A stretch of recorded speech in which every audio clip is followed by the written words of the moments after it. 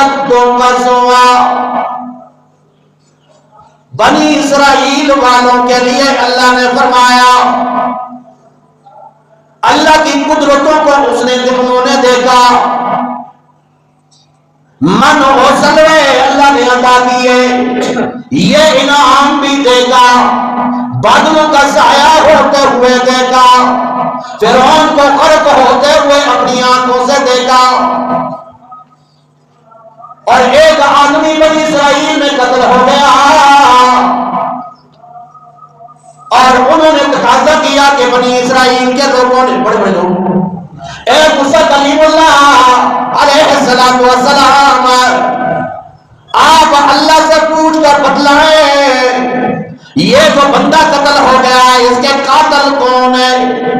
اگر ہمیں پتہ چل گیا رب نے بتلا دیا تو ہم ایمان لائیں گے، ہم اطاعت کریں گے، فرمانبرداری کریں گے. اور مختصر کہ اللہ نے فرمایا گائے ذبح کرو، گائے کا ایک ٹکڑا مردے کے ساتھ لگاؤ، وہ اٹھ کر بیٹھ جائے گا، اپنے قاتل کا پتہ بتلائے گا. پہلے تو گائے ذبح نہیں کرتے تھے، رات کیسا ہونا چاہیے، عمر کیسی ہونی چاہیے. جب اللہ کریم کی طرف سے پابندیاں لگتی چلی گئیں، انہوں نے گائے کو ذبح کی. اللہ فرماتے ہیں الآن جئت بالحق فذبحوها وما كانوا يفعلون. گائے کو ذبح کی لیکن اس طرح کرنے والے وہ نہیں تھے. یہ اس کے علاوہ بتاؤ، گائے ذبح کی گئی اور اس کا ایک ٹکڑا قاتل کے ساتھ لگایا، جسم کے ساتھ، وہ اٹھ کر بیٹھ گیا، اپنے قاتل کا پتہ بتایا. یہ رب کی قدرت تھی، ظاہر ہوئی. اب اس کے بعد تو ایمان لانا چاہیے، اطاعت کرنا چاہیے. اللہ فرماتے ہیں ثم قست قلوبكم من بعد ذلك فهي كالحجارة او اشد قسوة. یہ اللہ کی قدرت دیکھنے کے بعد بھی انہیں نصیحت حاصل نہیں ہوئی، ان کے دل سخت ہو گئے، اتنے سخت ہو گئے کل حجارہ، پتھروں کی طرح سخت ہو گئے. او اشد قسوہ، او بمعنی ترقی کے لیے آتا ہے، یا اس سے بھی زیادہ سخت ہو گئے. پھر انہوں نے نہیں مانا. یہ سبب ہے نصیحت کی بات سن کر بھی ایمان نہ لانا، اطاعت نہ کرنا، فرمانبرداری نہ کرنا، دین کی طرف نہ آنا. یہ دل کی سختی کی علامت ہے. دل سخت، کیونکہ تمام اعضاء کے اندر دل مرکز ہوتا ہے. ایمان کا مرکز ہے تو دل ہے، کیونکہ دل بادشاہ ہوتا ہے، باقی اعضاء اس کے فوجی ہوتے ہیں. بادشاہ جو بھی حکم دیتا ہے باقی اعضاء اس کی فرمانبرداری کرتے ہیں، اطاعت کرتے ہیں، اس کی نافرمانی نہیں کرتے. دل اگر صالح ہو تمام اعضاء صحیح کام کرتے ہیں. دل اگر ٹھیک نہیں، فساد میں ہے، تمام اعضاء بھی فساد میں آتے ہیں. اس لیے تو فرمایا یوم لا ينفع مال ولا بنون الا من اتى بقلب سلیم. فرمایا وہ قیامت کا ایسا ہولناک دن ہے کہ لا ينفع مال ولا بنون، نہ مال تمہارے کام آئے گا نہ تمہاری اولاد کام آئے گی. وہاں پہ مالدار بھی نفسی نفسی کہہ رہا ہوگا، اور نہ ہی کثرت اولاد والا اس کی اولاد کام آئے گی. اس طرح فرمایا سورہ معارج کہ یبصرونہم یود المجرم لو یفتدی من عذاب یومئذ ببنی وصاحبته وأخيه وفصيلته التي تؤوي ومن في الأرض جميعا ثم ينجي. مجرم آدمی کل قیامت والے دن جب عذاب کو دیکھے گا تو یہ دعا کرے گا یود المجرم لو یفتدی من عذاب یومئذ ببنی. اللہ میری جگہ پہ میری اولاد کو عذاب دے دے, اللہ میری بیوی کو عذاب دے دے, میرے بھائیوں کو رشتہ داروں کو عذاب دے دے. وَمَنْ فِي الْأَرْضِ جَمِيعًا ثُمَّ يُنْجِي. اللہ ساری کائنات کو عذاب دے دے, میری جگہ پہ مجھے بچا لے, مجھے بچا دے. تو اولاد بھی کام نہیں آئے. فرمایا یوم لا ینفع مال ولا بنون, نہ مال کام آئے گا, نہ مال نفع دے گا, نہ اولاد نفع دے گی, الا من اتی بقلب سلیم, مگر وہی کامیاب ہے, اسی کو نفع دے گا جو اطاعت گزار دل لے کر آئے گا. جس کا دل اطاعت گزار تھا, فرما بردار تھا, وہی کامیاب ہے کل قیامت والے دن. اس لیے تو نبی کریم صلی اللہ تعالی علیہ وسلم نے فرمایا الا ان فی الجسد مضغہ, سن لو کائنات والو, تمہارے جسم کے اندر ایک گوشت کا لوتڑا ہے, گوشت کا ٹکڑا ہے. فرمایا اذا صلحت صلح الجسد کلو, اگر وہ گوشت کا لوتڑا ٹھیک ہو جائے, ٹکڑا ٹھیک ہو جائے, تو سارا جسم ٹھیک کام کرتا ہے. وَإِذَا فَسَدَتْ فَسَدَ الْجَسَدُ كُلُّهُ, اور اگر اسی میں فساد آ جائے, نافرمانی آ جائے, تو سارا جسم نافرمان ہو جاتا ہے. وہ کیا ہے؟ فرمایا الا وہی القلب, سن لو وہ تمہارا دل ہے. یہ دل ہے, دل میں اطاعت ہے تو سارا جسم صحیح کام کرتا ہے. دلوں کے اندر وہ محبت ہی نہیں رہی, رب کو مانتے ہیں, نبی رب کی بات نہیں مانتے. تو جسم کے اندر گوشت کا لوتھڑا وہ دل ہے. جس طرح حدیث شریف میں آتا ہے, عبداللہ ابن عمر بن عاص رضی اللہ تعالیٰ عنہ فرماتے ہیں, فرمایا ایک شخص نے نبی کریم صلی اللہ تعالیٰ علیہ وسلم سے پوچھا, اے اللہ کے پیغمبر صلی اللہ تعالیٰ علیہ وسلم, ای الناس افضل, انسانوں میں سب سے افضل ترین شخص کون سا ہے؟ آج تو ہم افضل, بہتر, اعلیٰ اس شخص کو سمجھتے ہیں جس کے پاس مال, دولت ہے, وزارت ہے. آپ اس کو سمجھتے ہیں بیلنس والا, بہت ہی افضل آدمی ہے, بہت اچھا آدمی ہے. تو نبی کریم صلی اللہ تعالی علیہ وسلم سے پوچھا گیا کہ سب سے افضل ترین شخص کون ہے؟ فرمایا کل مغموم القلب صدوق اللسان. اللہ اکبر.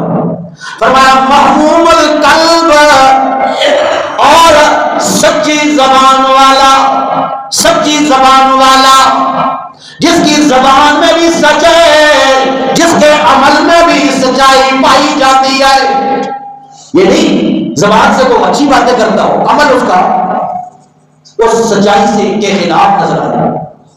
صحابہ اکرام نے فرمایا اے اللہ کے نبی صلی اللہ تعالی علیہ وسلم, ہمیں پتہ چل گیا صدوق اللسان, سچی زبان والا, سچے عمل والا, اس کا تو پتہ چل گیا, لیکن مغموم القلب کیا ہے؟ اللہ اکبر. تو نبی کریم صلی اللہ تعالی علیہ وسلم نے فرمایا هو التقی النقی, وہ شخص ہے جو متقی ہو, اللہ کا خوف رکھنے والا ہو, دل دل کا صفا آدمی ہو، یعنی جس کے دل کے اندر اللہ کا خوف بھی موجود ہو، دل صاف بھی ہونا چاہیے، دل میں شرک و بدعات کی قدورتیں نہ ہو، نقی دل صاف ہو۔ اور فرمایا لا اثم فی، دل صاف ہو یعنی اس میں گناہ نہ پایا جائے، اللہ کی نافرمانی نہیں پائی جائے، ولا بغی، جس میں بغاوت بھی نہ ہو، حد سے بڑھنا بھی نہ ہو، شریعت کی حدوں کو کراس بھی نہیں کرنے والا ہو، پامال بھی نہ کرنے والا۔ اور فرمایا ولا غل، فرمایا جس کے دل کے اندر دوسرے کا کینہ بھی موجود نہ ہو، دوسرے کی دشمنی بھی دل کے اندر نہ ہو۔ آج کیا ہے، دلوں کے اندر دوسرے کی دشمنیاں پائی جا رہی، فلاں نے مجھے اتنا مال کا نقصان دیا، میں کم مجھے موقع ملے اس کو نقصان دیا، دل میں دوسرے کے لیے کینہ رکھنا، بغض رکھنا، عداوت رکھنا، دشمنی رکھنا، یہ مراد۔ ورنہ دل کے اندر دوسرے کے لیے کینہ بھی نہ ہو، ولا حسد، دل کے اندر حسد بھی موجود نہ ہو، یعنی مراد اس سے یہ ہے، حسد سے مراد یہ ہے کہ کوئی اچھے معاشرے کے اندر اچھا کھانے والا ہو، یہ جلتا ہو، کیوں کھا رہا ہے؟ اچھی سواری پر بیٹھتا ہو، یہ حسد ہے کہ دل جلتا ہو، کیوں کھا رہا ہے، کیوں اچھی سواری پر بیٹھ رہا ہے، کیوں یہ معاشرے کے اندر اس کا اچھا مقام ہے، یہ چھن جائے اس کو کہتے ہیں حسد۔ تو نبی کریم صلی اللہ علیہ وسلم نے فرمایا افضل ترین آدمی وہ ہے جو دل کا سچا ہو، زبان کا سچا ہو، اور دوسرا وہ ہے جس کے دل میں خوف خدا بھی موجود ہو، اللہ سے ڈرنے والا بھی ہو، دل گناہوں سے پاک بھی ہو، دل کے اندر عداوت بھی نہ ہو، دل کے اندر دوسرے کی دشمنی بھی موجود نہ ہو، دل کے اندر دوسرے کے لیے حسد بھی موجود نہ ہو، وہ آدمی افضل ترین انسان ہے۔ یہ نہیں کہا تہجد بھی پڑھتا ہو، اشراق بھی پڑھتا ہو، تسبیحاں بھی ہاتھ میں رکھی ہوئی ہو، بڑی بڑی لمبی داڑیاں بھی رکھتا ہو، بڑی پگڑیاں بھی سجائیاں ہوئی ہو، فرمایا نہیں، یہ تو سنت طریقہ ہے، یہ تو ہونا چاہیے، تسبیح بھی ہونی چاہیے، ذکر و اذکار، نماز روزہ بھی ہونا چاہیے، لیکن دلوں کو صفا بھی کرنا چاہیے۔ وہ آدمی جو ظاہری بھی سنت کے مطابق ہو، اندر سے بھی سنت کے مطابق ہو، یہ مراد ہے۔ اور نبی کریم صلی اللہ علیہ وسلم نے فرمایا ان للہ تعالی آلیۃ من اہل الارض، یہ ساری زمین کے اندر اللہ کے کچھ برتن ہیں، رب کے برتن ہیں، رب کے برتن۔ اب رب کے برتن کیا ہے؟ فرمایا آنیت ربکم قلوب عبادہ الصالحین، رب کے برتن یہ ہے، رب کے برتن ہے نیک صالح بندوں کے دل، رب کے برتن ہے وَأَحِبُّهُمَا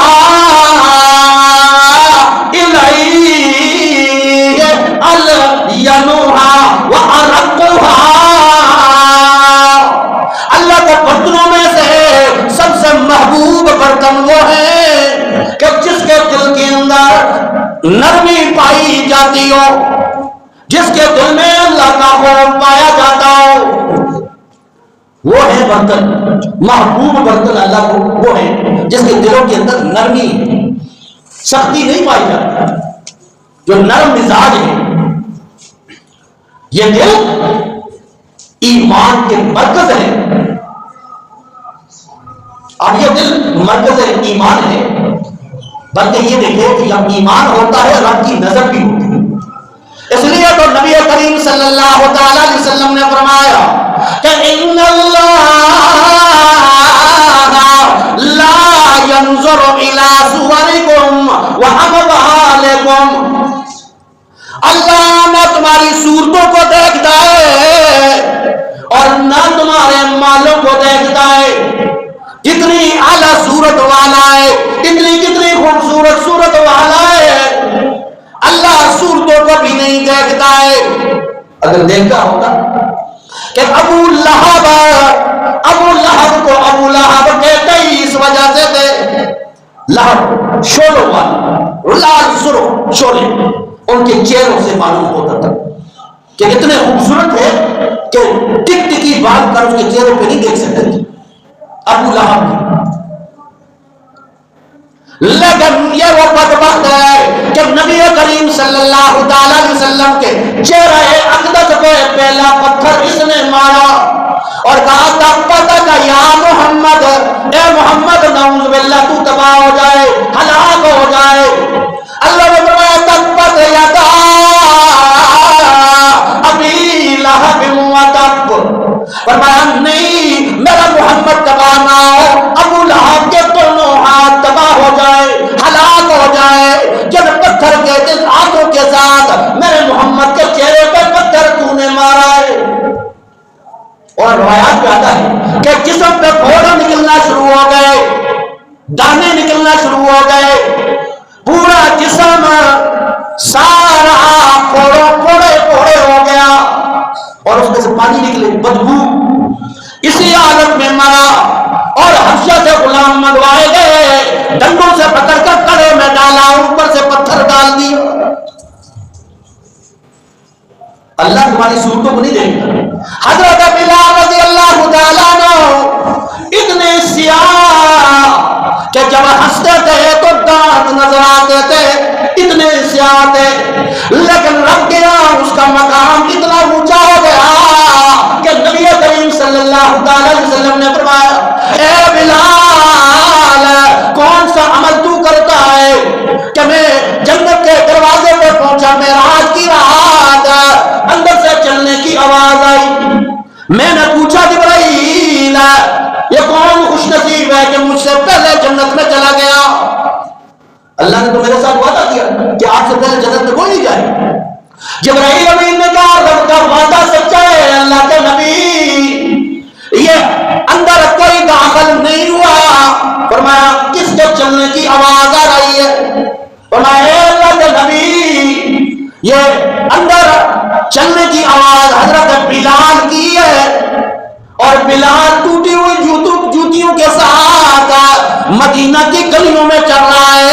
رب کو چلنا اتنا پسند ہے کہ جنت کی پہاڑوں سے آواز آ رہی ہے. یہ چہرے صورتیں اللہ کو نہیں دیکھتا. فرمایا اللہ ینظر الی صورکم واموالکم, اللہ نہ تمہاری صورتوں کو دیکھتا ہے نہ تمہارے مالوں کو دیکھتا ہے.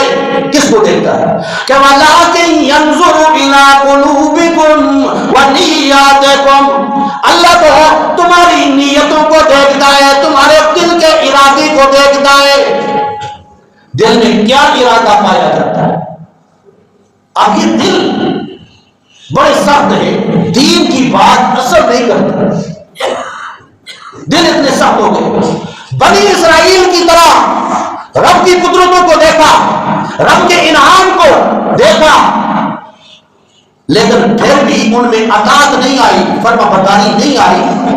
یہ دلوں کی سختی مراد ہے. دل سخت ہو گئے.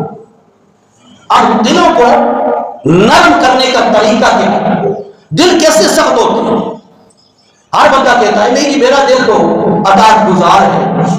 دل میں سختی کیسے آتی ہے اور نرمی کیسے آتی ہے؟ اس کا ایک سبب یہ